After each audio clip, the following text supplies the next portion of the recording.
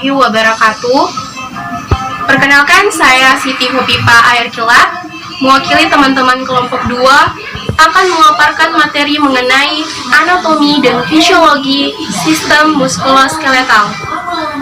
Baik, anggota kelompok kami yaitu saya sendiri, Siti Hopipa Air Kilat, kemudian Muhammad Rizky Ardiansyah, kemudian Elsie Rosi, kemudian Adelsia, dan Nurfani.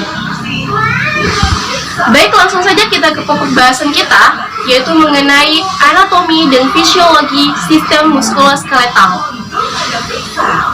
Di sini ada 3 pokok bahasan yang akan saya bahas, yaitu mengenai muskuloskeletal itu sendiri, kemudian yang kedua mengenai muskulo atau otot, dan yang ketiga mengenai tulang atau skeletal. Baik, langsung saja kita masuk ke materi pertama, yaitu mengenai muskuloskeletal. Muskuloskeletal itu sendiri terdiri dari 2 kata, yaitu muskulo dan skeletal. Muskulo artinya otot, sedangkan skeletal artinya tulang. Oke, jadi muskuloskeletal itu adalah jaringan otot-otot yang berhubungan dengan tulang ataupun kerangka. Baik, kita masuk pada sistem pergerakan. Nah, sistem muskuloskeletal itu juga berkaitan dengan sistem pergerakan. Nah, di sini ada 4 bagian ataupun 4 poin yang saling berkaitan untuk menimbulkan suatu gerakan. Nah, kita bisa berjalan, kemudian kita bisa berdiri, yang tadinya kita berdiri kita bisa duduk, kemudian yang tadinya kita berdiri bisa berbaring. Itu terjadi karena adanya kerjasama antara otot, saraf, tulang, dan sendi. Sekarang kita masuk pada pokok bahasan yang kedua, yaitu mengenai muskola ataupun otot. Nah, otot ini ataupun sistem otot itu sendiri terdiri dari sistem otot itu sendiri, kemudian fascia, kemudian tendon. Nah, fascia ini nanti yang akan melapisi otot, kemudian tendon ini yang akan menempel pada tulang. Nah, fungsi daripada otot ini adalah gerakan volunter dan menegakkan tubuh. Nah, sebagian besar itu dia ada pada tulang, kemudian otot ini bisa dirangsang secara kimia maupun listrik dan mekanis. Oke, otot itu ternyata dikatakan di sini juga bisa berkontraksi dan berelaksasi. Nah, tentunya pasti kalian ataupun teman-teman berpikir bagaimana sih ataupun bertanya bagaimana sih otot itu berkontraksi ataupun berelaksasi. Nah, apa maksudnya? Maksudnya itu kalau otot berkontraksi, itu otot-otot kita akan mengalami yang namanya pembesaran atau akan membesar. Kemudian yang kedua, otot kita itu akan mengeras. Dan yang ketiga, otot kita itu akan memendek. Beda lagi dengan tahap berelaksasi. Kalau pada tahap berelaksasi, otot-otot kita itu akan mengecil, kemudian akan lunak, dan yang ketiga itu otot kita itu akan memanjang. Nah, otot-otot kita itu ada di tahap berkontraksi apabila kita contoh misalnya melakukan aktivitas olahraga. Nah, apalagi seorang olahragawan ya. Nah, tentunya seorang olahragawan ini kan mempunyai otot-otot ya. Itu terjadi karena mereka sering dilatih kontraksi seperti itu. Nah, sebaliknya tahap ataupun fase istirahat itu tubuh kita itu ataupun otot-otot kita itu akan mengalami yang namanya berelaksasi. Nah, ciri-cirinya seperti yang saya katakan tadi. Nah, otot kita itu pasti akan mengecil, kemudian akan lunak dan akan memanjang seperti itu. Nah, ini kita masuk pada jenis-jenis otot. Nah, jenis-jenis otot itu sendiri dia terbagi menjadi 3, yaitu otot polos, kemudian otot lurik, dan otot jantung. Nah, di sini kita akan bahas satu persatu ya.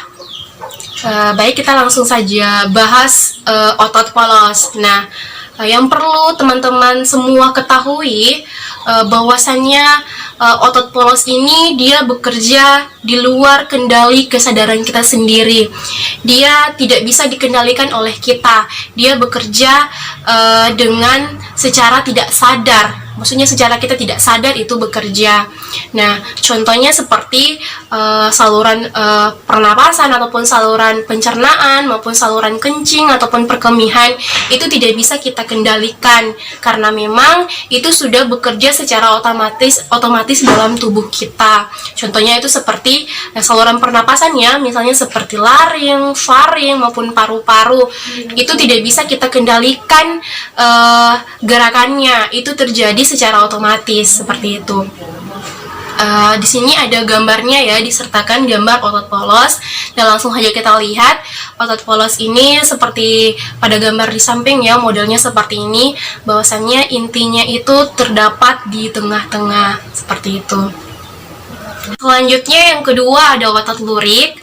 Nah, otot lurik ini berbeda dengan otot polos. Kalau otot polos itu dia bekerja di luar kendali kita. Kalau otot lurik ini dia bekerja di bawah kendali kesadaran kita ataupun di bawah perintah otak kita. Nah, contohnya itu seperti gerakan pada tangan maupun kaki ya. Itu bisa kita gerakan sesuai dengan kehendak kita sendiri. Bisa kita gerakan sesuai dengan kesadaran kita. Berarti kita melakukan itu secara sadar. Bisa kita mengatur gerakan-gerakan yang akan kita lakukan seperti itu. Jadi dia beda dengan otot polos. Kalau otot polos tadi dia tidak bisa ataupun tidak bekerja tidak bisa dikendalikan secara sadar oleh kita. Misalnya seperti yang tadi saya katakan itu saluran pernapasan, yaitu dia bekerja dengan sendirinya ya, ataupun secara otomatis dalam tubuh kita. Itu tidak terjadi karena kesadaran kita. Berikut di samping ini ada gambar otot lurik. Jadi kita langsung bisa melihat ya. Di sini dia tampak lurik, kemudian inti selnya itu terletak di tepi ya. Beda dari otot polos. Kalau otot polos inti selnya itu ada di tengah, kalau otot lurik itu inti selnya itu terdapat di tepi. Terakhir ada otot jantung. Otot jantung ini sesuai dengan namanya berarti dia khusus ada di organ jantung. Oke, di sini dia sama seperti otot polos ya. Dia bekerja di luar kesadaran kita. Kita tidak bisa kendalikan itu semua ataupun bekerja di bawah kendali kita. Nah, tentunya kenapa dikatakan seperti itu? Karena memang kita tidak bisa mengendalikan otot jantung kita. Misalnya seperti otot ataupun jantung kau bergerak lagi, kau diam lagi, kau berdetak lagi, kau diam lagi. Itu tidak mungkin bisa kita lakukan karena memang dia sudah bekerja secara otomatis di dalam tubuh kita. Baik, di samping juga ada gambarnya, jadi langsung dapat kita lihat lah ya, gambarnya seperti ini. Nah, bahwasanya dia mempunyai nuklei atau inti sel itu terletak di tengah. Oke, sekarang kita masuk ke fasia. Kalau tadi kita sudah bahas tentang otot, sekarang kita bahas tentang fasia. Nah, kalau fasia itu dia adalah jaringan yang membungkus dan mengikat jaringan lunak, yang mana dia berfungsi untuk mengelilingi otot, kemudian menyediakan tempat tambahan otot, kemudian memungkinkan struktur bergerak satu sama lain, dan menyediakan tempat pada peredaran darah dan saraf, seperti itu. Oke, selanjutnya kita masuk pada tendon. Kalau tadi kita sudah bahas tentang otot dan fasia, sekarang kita masuk pada pembahasan tendon. Nah, tendon ini seperti yang saya katakan tadi, dia itu menempel pada tulang, yang mana tendon ini adalah pengikat otot pada tulang, berupa serabut-serabut putih dan memiliki sedikit elastis ya. Nah, di sini fungsinya tendon itu dia memungkinkan massa otot yang besar mengkonsentrasi kekuatannya pada tulang, atau menggabungkan beberapa tendon protektif dan suportif itu di sekitar sendi, begitu, seperti itu. Oke, kita masuk pada bagian sendi. Nah, sendi ini dia terbagi menjadi 3. Untuk yang pertama dia sendi mati, kemudian sendi kaku, dan sendi gerak. Nah, untuk sendi mati itu dia tidak dapat digerakkan sama sekali. Kalau sendi kaku dia bisa digerakkan tetapi secara terbatas. Dan sendi gerak ini dia bisa digerakkan secara bebas. Nah, di sini ada sendi gerak ataupun diartrosis. Di sini sebagiannya saja yang saya tulis atau saya berikan ya. Di sini ada sendi peluru, kemudian ada sendi engsel, ada sendi putar, ada sendi geser, dan ada sendi pelana. Nah, untuk sendi peluruh itu dia ada di antara lengan atas dan bahu, dan juga antara gelang panggul dan paha. Dan untuk sendi engsel itu dia ada pada siku dan lutut. Kemudian untuk sendi geser itu dia ada pada sendi pada tulang belakang di sini ya, di tulang belakang. Kemudian kalau sendi putar itu dia ada di tulang leher. Kemudian sendi pelana dia ada di sendi pada ibu-ibu jari. Selanjutnya kita masuk pada materi yang terakhir, yaitu mengenai tulang ataupun skeletal. Nah, di sini ada fungsi umum dari tulang. Nah, fungsi umum dari tulang itu yang pertama adalah sebagai formasi kerangka, kemudian sebagai formasi sendi-sendi, dan dia juga merupakan tempat menempelnya otot-otot, dan juga sebagai pengungkit, artinya kita bisa berdiri tegak ya. Kemudian dia sebagai penyokong berat badan dan sebagai proteksi ataupun pelindung. Nah, ini berkaitan dengan organ-organ vital. Contoh misalnya ada organ otak yang dilindungi oleh tulang tengkorak, kemudian ada organ paru-paru, jantung yang dilindungi oleh tulang torak misalnya, seperti itu. Kemudian di sini ada hemopoiesis. Nah, hemopoiesis ini tulang juga merupakan tempat pembentukan sel darah, yang mana salah satu contohnya itu adalah eritrosit. Ia juga sebagai imun karena tulang juga menghasilkan granulosit, yang mana nantinya dia bisa fungsinya ini dia bisa melawan kuman yang masuk di dalam tubuh kita, itu di dalam imunitas tubuh kita itu akan dilawan oleh granulosit tersebut. Kemudian dalam tulang juga menyimpan cadangan mineral yang paling banyak seperti itu, misalnya kalsium. Sekarang kita masuk pada fungsi khusus daripada tulang. Kalau yang tadi kita bahas mengenai fungsi umumnya, sekarang kita bahas mengenai fungsi khususnya. Nah, di sini dapat kita lihat fungsi khusus daripada tulang, yaitu yang pertama itu sinus paranasalis. Nah, ini dia di bagian hidung ya. Ini bisa menimbulkan nada pada suara. Kemudian ada pada gigi. Nah, gigi ini fungsinya, tulang pada gigi ini nanti fungsinya bisa memotong ataupun menggigit dan mengilas makanan. Nah, kemudian di sini ada tulang kecil telinga. Nah, tulang kecil telinga itu dia bisa mendeteksi gelombang suara. Kita bisa mendengar suara karena adanya tulang-tulang pendengaran di telinga kita, di sana ataupun di telinga kita ya, ada tulang-tulang pendengaran di sini. Karena memang dia dihantarkan sehingga sampai ke bagian dalam telinga, kemudian dia diinterpretasikan oleh otak dan kita bisa mendengarkan suara atau bunyi. Nah, kemudian khusus pada wanita, di sini ada tulang panggul ya. Tulang panggul ini nantinya akan memudahkan proses ratus ataupun proses persalinan bagi wanita. Oke, di sini ada faktor pertumbuhan tulang. Nah, untuk faktor pertumbuhan itu sendiri, ada beberapa faktor yang mempengaruhi pertumbuhan tulang. Itu yang pertama ada herediter. Nah, herediter ini adalah faktor keturunan. Kemudian yang kedua ada asupan nutrisi. Nah, asupan nutrisi ini terutama pada kalsium. Kemudian ada faktor endokrin. Nah, faktor endokrin ini di mana hormon-hormon di sini juga berpengaruh. Salah satunya itu adalah hormon pertumbuhan. Kemudian ada faktor persyarafan. Dan ada faktor mekanis dan juga faktor penyakit-penyakit, yang mana penyakit-penyakit yang dimaksud ini adalah penyakit-penyakit yang berhubungan dengan gangguan-gangguan pada tulang, osteoporosis misalnya. Selanjutnya kita masuk pada struktur tulang. Di sini bisa kita lihat pada gambar di samping. Di sini ada struktur daripada tulang. Itu ada korteks, ada periosteum, ada iomario, ada endosteum, ada medullary cavity, ada red marrow, dan ada spleen. Nah, jadi kita bisa lihat dari gambar di samping bahwa ini adalah struktur daripada tulang. Oke, kita lanjut ke sel-sel penyusun tulang. Di sini ada 3 sel-sel penyusun tulang, yaitu osteoblast, kemudian osteosit, dan osteoklas. Baik, untuk yang pertama itu mengenai osteoblast. Dia ini untuk mengendapkan kalsium dan fosfat ke dalam matriks tulang.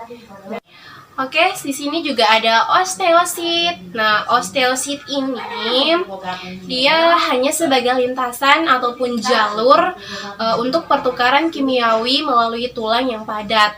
Nah, sedangkan di sini yang terakhir ada osteoklas. Nah, untuk osteoklas ini dia untuk memecah matriks sehingga kalsium fosfat yang tadi itu bisa terlepas dari dalam darah. Selanjutnya kita masuk ke materi yang terakhir, yaitu kelainan tulang. Nah, kelainan tulang ada beberapa macam jenis kelainan tulang ya. Di sini ada kelainan tulang belakang yang disebut dengan lordosis, skoliosis, dan kifosis. Nah, untuk lordosis itu sendiri kita bisa lihat di gambar ya, bahwasannya bongkoknya itu ke belakang, kemudian tulangnya itu agak ke depan. Jadi kita bisa lihat di gambar ini.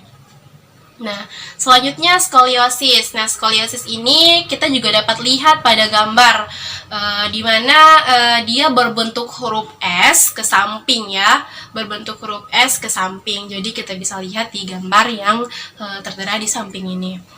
Kemudian ada kifosis. Nah, untuk kifosis itu sendiri dia bongkoknya itu bongkok tulangnya itu bongkoknya itu ke belakang ya, berada di belakang ya, bongkoknya itu tulangnya itu berada di belakang. Jadi bisa kita lihat juga di gambar bahwa ini ternyata ini seperti ini lordosis, seperti ini skoliosis, seperti ini kifosis. Nah tentunya kelainan-kelainan yang terjadi pada tulang belakang kita ini disebabkan karena kita sendiri juga. Misalnya karena aktivitas kita sehari-hari seperti posisi duduk kita itu bisa menyebabkan kelainan-kelainan pada tulang belakang. Kemudian misalnya kalau ada pekerja yang bekerja mengangkat yang berat-berat di punggungnya, ini itu bisa menjadi salah satu sebab terjadinya kelainan pada tulang belakang. Kemudian di sini ada gangguan artritis. Nah, gangguan ini sudah masuk di sendi ya. Ini antara hubungan tulang dan sendi, yang mana ada rasa nyeri di antara hubungan tulang yang satu dengan tulang yang satu, yang mana ini biasanya tampak adanya pembengkakan ya, akan tampak adanya pembengkakan ya. Kita bisa dapat lihat di gambar juga, di mana ini sering terjadi di bagian jari-jari kita. Kemudian di sini ada osteoporosis. Nah, tentunya teman-teman semua sudah tidak asing lagi dengan yang namanya ataupun dengan istilah osteoporosis. Ini adalah pengeroposan tulang istilahnya ya. Kenapa? Karena memang susunan tulang itu sudah mengalami penurunan, khususnya itu bagian dari kalsium. Karena semakin kita menua, maka komposisi tulang itu akan semakin memudar. Nah, di sini ada gambarnya. Ini ada contoh dari kelainan osteoporosis ya. Di sini ada gambar yang mana tulang masih terlihat pada gambar A atau pada poin A ya. Tulang itu masih terlihat normal. Kemudian pada poin B itu tulang sudah tidak normal lagi, yang mana kalau pada poin A itu dia masih padat, Kalau pada poin B, dia sudah banyak rongga-rongganya. Baik, itu saja materi yang bisa saya sampaikan mengenai sistem muskuloskeletal secara sederhana. Nah, saya rasa materinya cukup sampai di sini ya. Untuk kali ini materinya cukup sampai di sini. Dan selamat belajar untuk semuanya. Saya akhiri. Wassalamualaikum warahmatullahi wabarakatuh.